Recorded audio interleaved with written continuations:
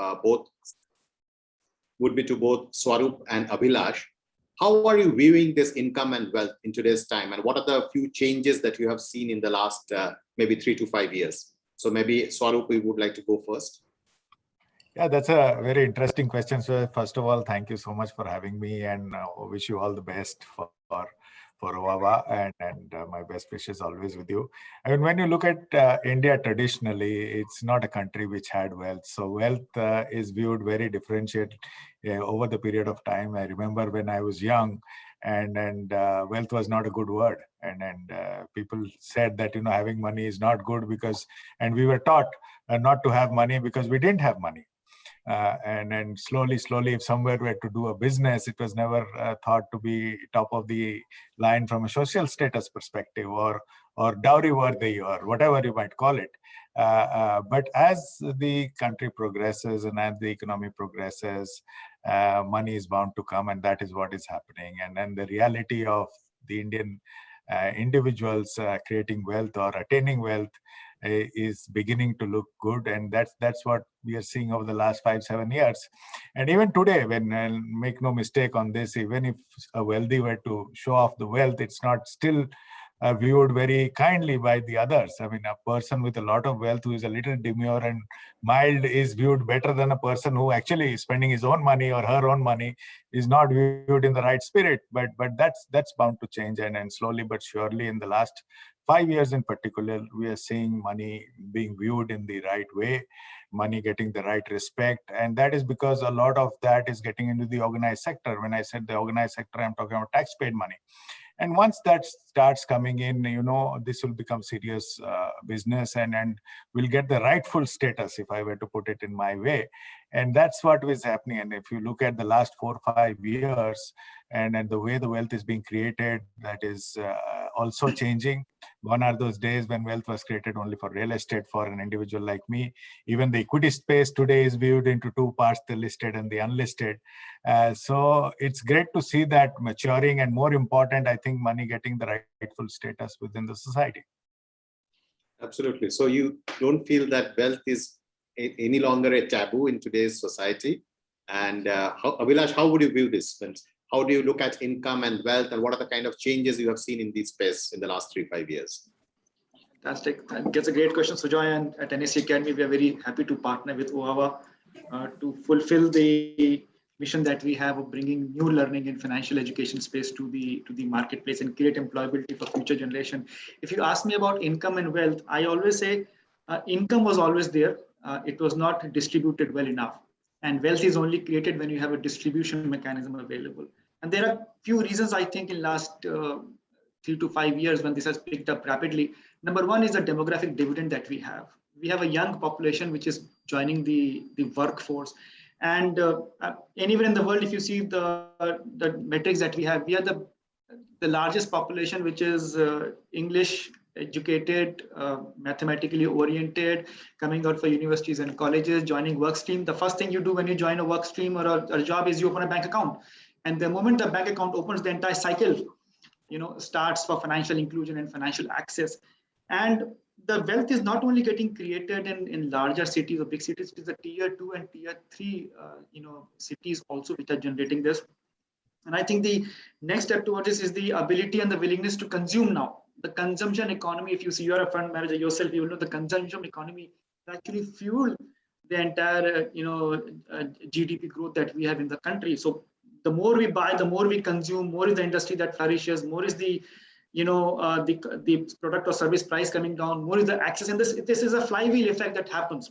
And third is the openness of the new generation to look at entrepreneurship. Gone are the days when everybody wanted only a government job. Today, people are willing to try. And it is that ability and willingness to look at entrepreneurship. And I think entrepreneurship or small and medium enterprises being set up, they're a fantastic vehicle for creation of wealth and also distribution of wealth. Look at the multi-millionaires that through the value creation through entrepreneurship vehicles in the last 5 to 7 years. So I think income was always there. Today it is getting distributed. The access is there. The ability and willingness to spend money and consumption is there. And our education system is getting robust and more mature day by day, hence bringing in opportunities for the industry and employability also. Few of my reasons why I think this is a fantastic time to be in this space. Absolutely. I think great for getting this started, this topic rolled. Let me turn to you in the middle of this management area that Indian economy is passing through. So according to you, what are the opportunities in the wealth management industry, particularly for today's wealth? So how do you see it being in the middle of this action? Sorry, I missed a part of the question, Sujoy. I think you're breaking up a little bit. Can you, sorry to say, can you repeat it a little bit? Yeah, sure. So I've said you are in the middle of action. What are the kind of opportunities in the wealth management industry that you observe right now for today's wealth manager? How do you see it from the middle of this interaction? So first of all, thank you, Sujoy, for this opportunity. Great to be here. Good afternoon to everybody. So if you look at the different surveys that have been conducted over the years, be it by Credit Suisse or by WealthX or by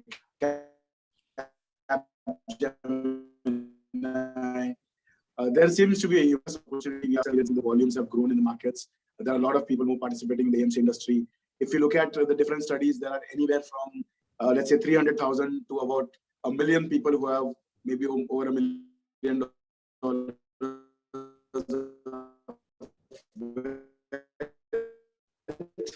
which we call as HM India.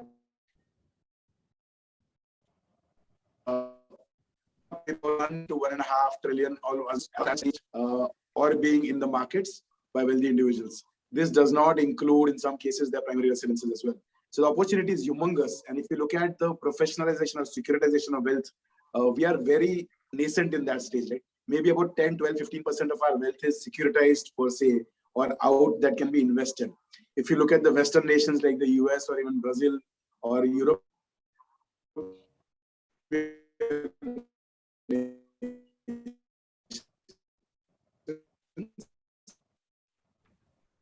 as high as 70% in our country grows, the opportunity keeps growing in the management industry. And the number of educated, knowledgeable, experienced wealth managers and the paraphernalia of investment managers around that is still very nascent. So I think the opportunity is tremendous. We are very, very excited about this. Great. I think on that note, let me ask the next question to you, Himanshu, once again.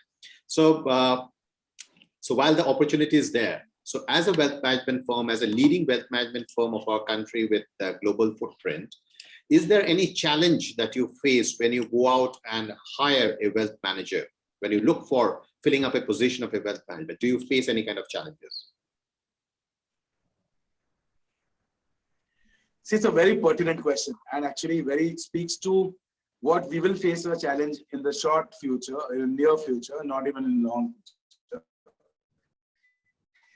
So Julius Baer has been here for 20 years, different was DSP, then became Merrill Lynch, then became Bank of America, and Julius Baer, but the team continues to be the same. Now, reason we have been around for so long is we used to take a lot of freshers from B school and groom them over the number of years. Now, as wealth opportunity keeps increasing, we are also looking for continuously experienced wealth managers. And it's very difficult to find people who have understanding of the industry, who have knowledge of the industry, who are detailed oriented and who can apply this knowledge, right? So there is very few education background that is given to these wealth managers. Most of them have learned on the job. So typically they start out in a bank on the retail side, learn on the job, join firms, and then again learn more on the job, and we continuously train them. But ready-made wealth managers, it's a challenge to find. The experienced ones, there are very few who manage books of more than 500,000 crores each. It's a very, very short span of people. There's not that many people in the industry who we can reach out to. So if we have to expand tier 2, tier 3, tier 4 cities, the dearth of talent is really mind-boggling. So I think that's the biggest challenge. Okay, so I think you are directing the conversation that while there is this massive growth in wealth which is happening in our country, there is dearth of talent from a hiring perspective that you face at the ground level. Is it something that Swarup, you would like to comment upon? And then I would like to turn to Dr. Sharma to understand what kind of education and formal training would be needed to create wealth managers in our country. I mean, Sujoy, we've all been part of this industry, and Himanshu, I'd like you to bear with me when I say this, that, suppose as a mutual fund sales guy, I go and meet private bankers. First of all, 10 years ago, the definition of a private banker needed to be clearly defined, and that's still very delusional across different organizations. I mean, there has to be a certain threshold for somebody to be called a private banker, and I still feel at this moment it's a little diffused, and then in the next 5-7 years that will emerge. But the point I'm making is, and I'd really like Himanshu think about it, is that in my last 15 years, and wealth has been created across the country, the top private bankers have remained the same. I mean, in 15 years, I would have expected a second rung to fill in. But if I were meeting Himanshu's counterparts over the last 15 years, it's been them only. So that just speaks of the dearth of talent that is needed for the industry, because the money is growing. There's no doubt or debate on that. Fact is, these phenomenal talents or the great talents that we have in India have consolidated themselves and only become bigger. But in 15 years, I would have expected the pool to be larger than what it is at this moment. And then one, it speaks of the acumen of the existing people, is that they have definitely, like Himanshu rightly pointed out, it's learning on the job. There is no other back end to it, and which is for me as an individual also is an issue, because I learn on the job. There is nobody backing me up to teach me as to how this is happening or what is happening. Which is a serious concern, number one. And number two is that, of course, a pretty great private banker is created over a period of time. Whether the new are willing to give that kind of learn to learn the nuances of private banking or to handle people who are at that wealth level is something which will emerge in the next 5-10 years, is my personal opinion. Absolutely. So Dr. Sharma, let me turn towards you. So you have been hearing this market professionals who have been sitting and driving wealth and asset management industries speak about this. How would you look at this entire space as a veteran from the academic world? What are the few qualities that you would like to see when you are grooming somebody to become a wealth manager? And according to you, how should a wealth manager keep themselves abreast with the changing times from an education and formal training perspective? Yeah, well, thank you for having me around. I'm not a domain knowledge person on the field. I'm just somebody who has been with the education for almost 50 years now. So tons of students have gone through me. One thing I'd like to say is that we have this notion which was expressed here, and which is not a wrong notion, that wealth is coming into its own now. It's no longer a bad word. But what I'd like to point out is that wealth in our tradition was always one of the goals of life, which very few people understand. And it's the overlay of centuries which made us, and especially, post-independence, our socialist direction that we took, and that we started to treat all business as cheats and liars. And we set up a license Raj, and the bureaucracy had it good. And so if you see all our students, they would I used to be quite shocked. They would shut themselves up in a one room for 2 years, only studying to become, and forget about the whole world, to become a civil servant. Now, so one thing I'd like to say is that I'm very happy that this notion of creation of wealth is your duty. It hasn't yet come to that. But in our tradition, creation of wealth was a duty. In fact, some people would say that every generation must at least construct something. No matter, even if you have palaces with you, even if you make one room, even if you become a pauper, make one room. That way you will never be, the family will never be poor. Or there's a tradition in Kerala that when a child is born, then everybody contributes in that community 1 rupee. So that by the time that birth, by the time the kid is 2 years old, he's probably got 1 crore of rupees already stashed up out there. And so anyway, so that is one thing. And I've been reading, as perhaps you know or don't, on a comparison of higher education in India and China. Now, since China's higher education, of course, they've overtaken us by leaps and bounds, but we won't go into all of that. But China's higher education is very integrated into their economic development.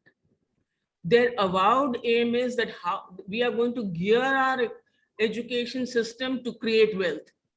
And we are going to beat the Western world at its own game, and we will be the leading economic superpower. But what is interesting is that in doing so, the communist China took the help of capitalist economists. There's a whole book on it, and I was really zapped. And now they call themselves, finally, the terminology they arrived at was socialist capitalist economy. Now, which is an oxymoron. What is a socialist capitalist economy? So it's a contradiction in terms. But India, which was supposed to be capital-oriented country, a capitalist-oriented country, democracy, went the socialist route and continued on that route for 40, 50 years. And it was rightly said, we had no wealth. We were distributing poverty all around. It is only now with the liberalization that wealth has started to flow in people.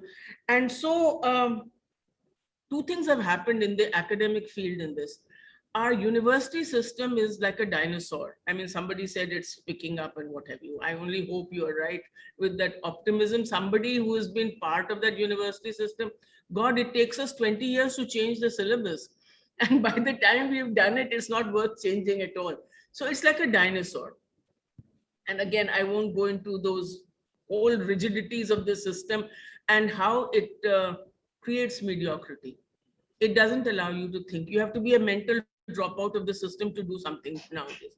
So what happens is that we have a huge mismatch in what we teach and what is the demand in society, in economy, in the job market.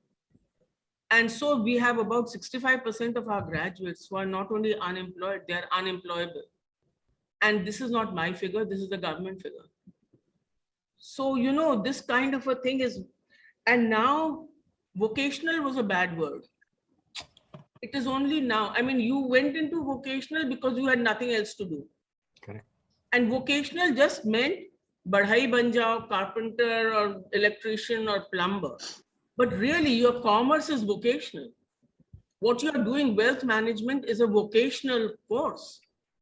And it's a high-end vocational course, which, so there is a whole range of vocations which academe doesn't understand, doesn't know how to deal with, at least not in India. And now that the new education policy is trying to bring vocation as part of the undergraduate, I'm not sure how the principals and vice chancellors are going to deal with it, since they've never seen that kind of a thing. And they are not nimble enough to be able to keep adjusting which vocational demands. So we have a huge mismatch. And therefore courses like yours are very, very useful. At least there is another track you can go to after you've done the magic graduation. Now, even that is getting, you know, people are getting a little disillusioned, but at least the magic graduation, when you've done, there is somewhere else where you can do a 6-month or a 4-month or a 1 year. I mean, these all change, right? And be able to make yourself worthy of getting a job. So I think, and that is why now colleges run add-on courses, because the system won't allow them to run a regular course and is not nimble enough. They do self-financing courses because their traditional courses are so meaningless. So, you know, these courses are very useful. And if you want to come back later, I can talk about this. Now, as we have been seeing, wealth is in the hands of people. Yes, there is still huge disparity, but tier 2 cities, rural India has lots of wealth. Nobody knows how to manage it. They don't even know that they should know how to manage it. So the first thing we'll have to do is to make them aware that you need to manage your wealth. Now, the fixed deposits that they keep going to are so useless. I mean, they're actually paying the government to keep the money because it doesn't even beat the inflation. So, you know, and people are very surprised that you can actually manage it. And in our country, I think it is even more vital. We have no social security. So most of the sector outside the government has to create its own way of dealing with old age. We have no pensions, we have no social security. Our access to medical is either limited or exploitative. And as you grow older, you need all of that. From where? From your savings. And if the savings haven't been managed in a way that you can use them, then what you have saved all your life is going to go down very quickly. I have some friends who retired and thought they were going to live on their savings, but now there's no interest rate and they are having a very tough time and they are doing odd jobs even at their age. So, I mean, Yeah, sure. We will. There is this huge social thing. So I think that's a very large space that we are pointing towards, and we need tons of education, social education, all of that. But Abhilash, you have been running this large academy yourself. So and you have observed how students go through these programs and then they get into the industry. So according to you, Abhilash, how does a wealth manager keep abreast with the recent trends of the markets and the asset class? What are the few things that you feel, according to you, a person should be nimble with when you're addressing a market as dynamic like ours? I think that's a great question, Sujoy. There are 3 layers to any kind of profession like this: the functional, technical, and behavioral. And there has to be an optimum balance based on the individual's personality and the kind of segment of customers they are working with. But I think what really is the base for all these relationships, it's a business relationship. When we were growing up, we had a concept like a family doctor who knew everything about us. Yeah. And today, professionals in this space, number one, have to be focused for long term. You have to work with the life cycle of an investor or a client over a period of time, because as that person ages and comes through various life stages, there are various needs and requirements. So you need to understand and you should help that person. So I think looking at the long term is one of the skills. Second is empathy towards relationship management, understanding the risk and the rewards associated with the investment advice. And third is the integrity and the moral and the fiduciary responsibility we have as advisors. That goes a long way. So all that, and we have observed in the last few years that the current generation has a lot of focus on some of these aspects also. One should be an avid reader and observer of the state in which we are currently today, how the future looks like. So appreciation of data, analytics, understanding the frameworks, concepts of advisory, the technical skills required, understanding asset classes, the history behind them, and how over generations our view, the way I remember when we were starting off as a mutual fund, we said way back 20 years back, it was give a client advice as you would give the advice to your own grandfather or grandmother. Now that is something which goes a long way. So technical skills required to understand the concepts, functional skills to survive and navigate through that environment, which is important as the organization flourishes and you also flourish.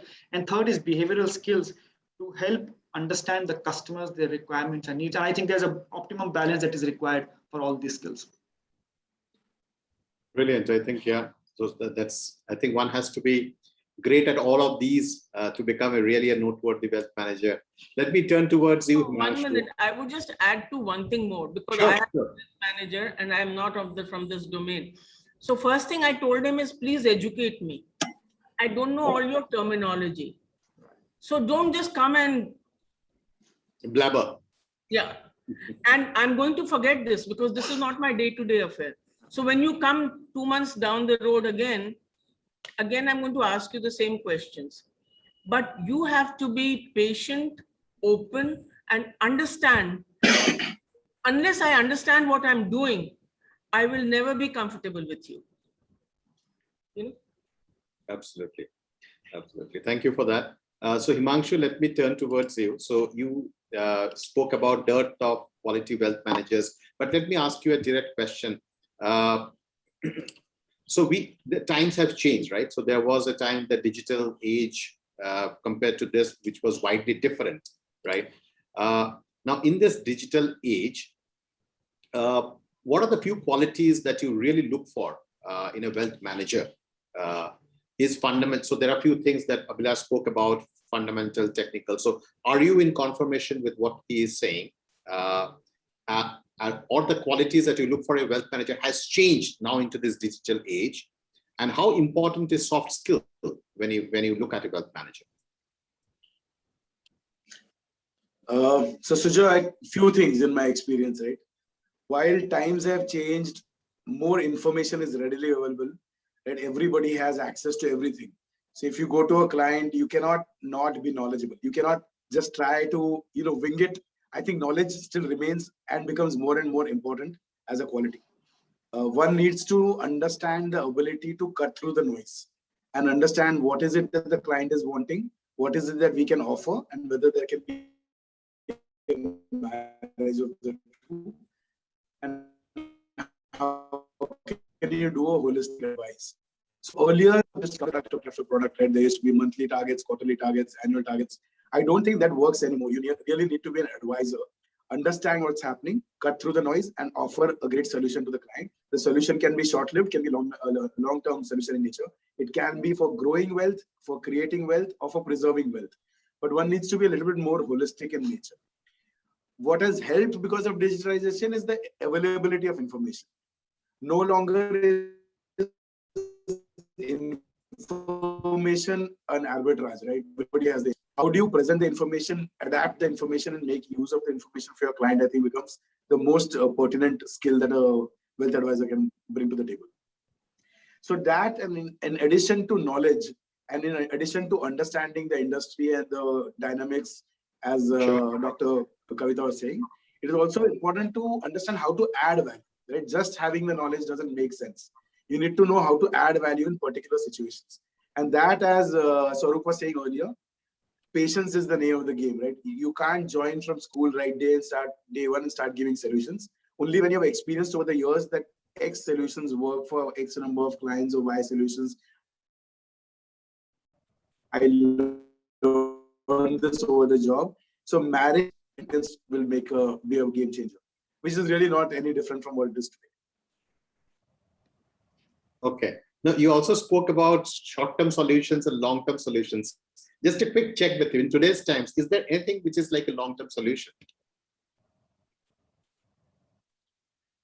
No, well, succession planning for a family, creating trust, right? Wealth planning for the family. Those are long-term solutions that will go into multi-generational.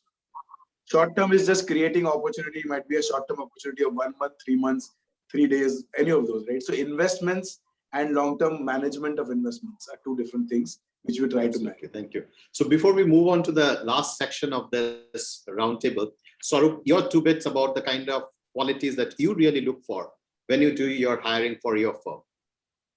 I think it's very difficult to ascertain the 2 qualities that I look for in an interview, which is say 40-45 minutes.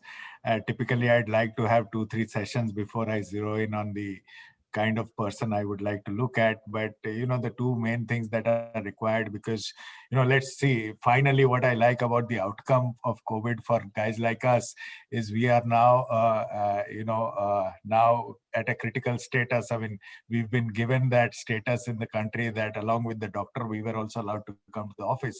So that's our rightful status in the country at this moment. And that's the fiduciary role that we bring to the table. To safeguard somebody else's money is a huge kick in life. And so the first thing that's required when it comes to money, and that time plays out, is your integrity. That's number 1. And when you pointed out to the digitalization of the whole world, and Himanshu sort of talked about the availability of the information, and then what happens is the ability that you can be disrupted any point of time is something which is a reality.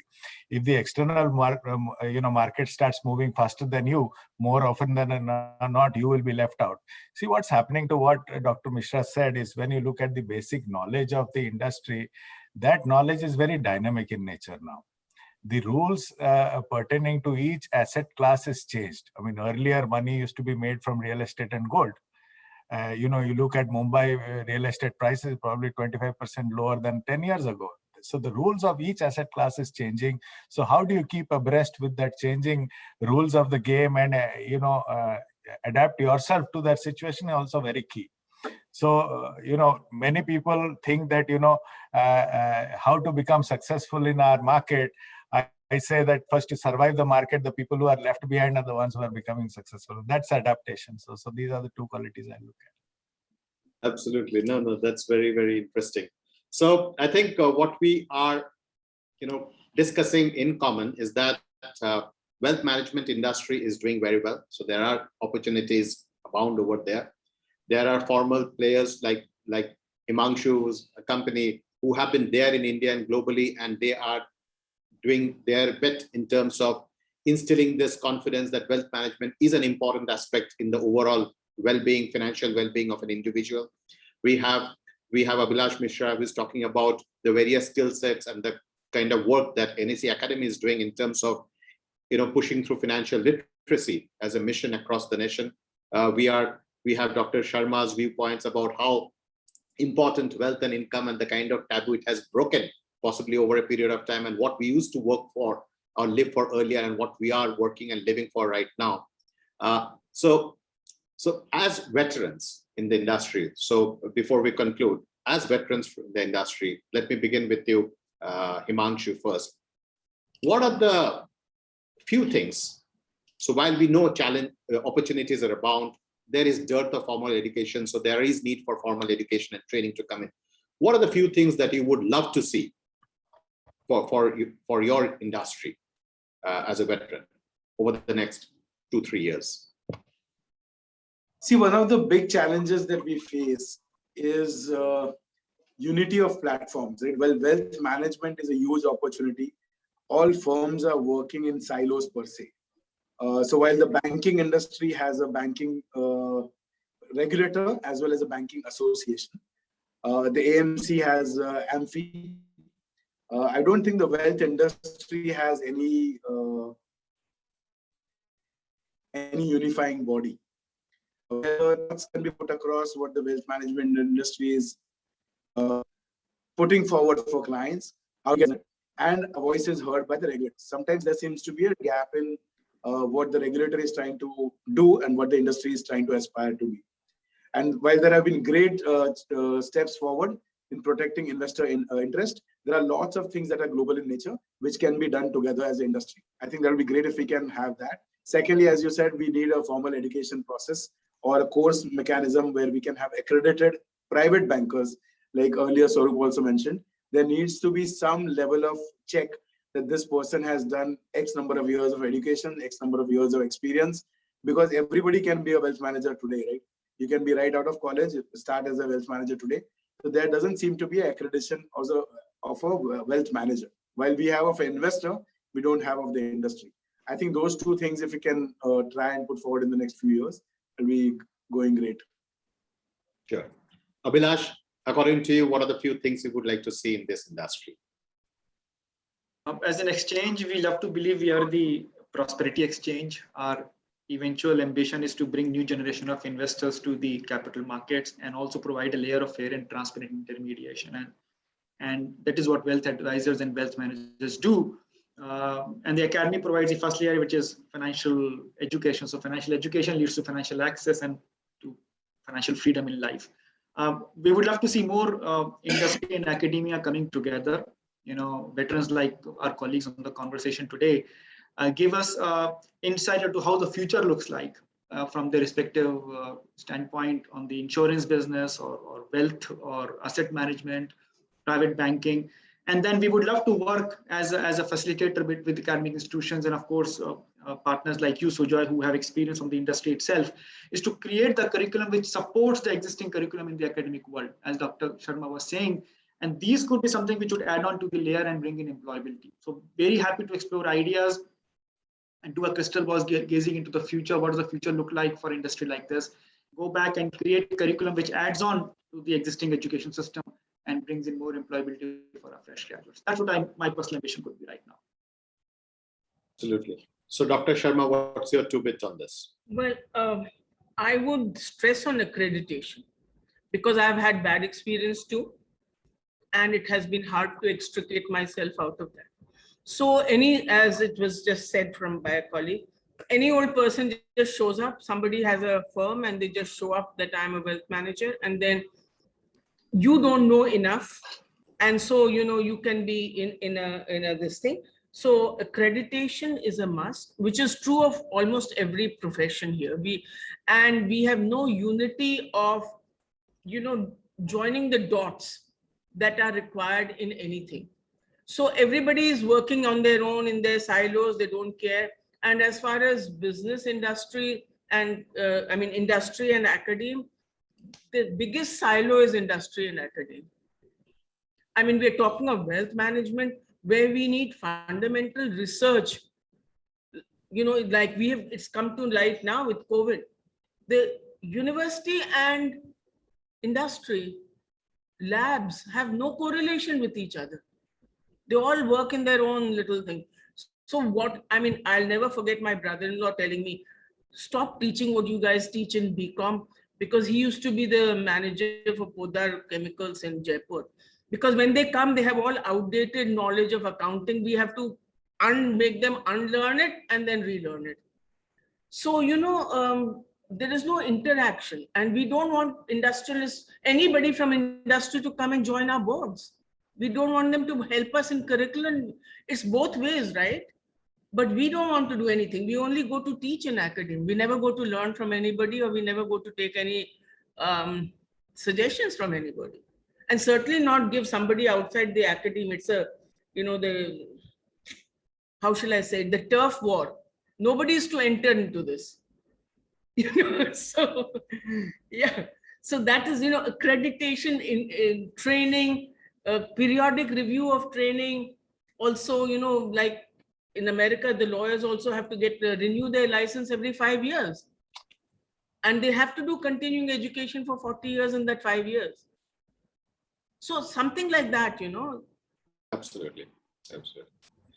So as a veteran, what are the few things you would like to see in this industry of yours? No, I think most of the points have been said. So, when you look at it from the mutual fund perspective, I think the first point started with the AMFI exam.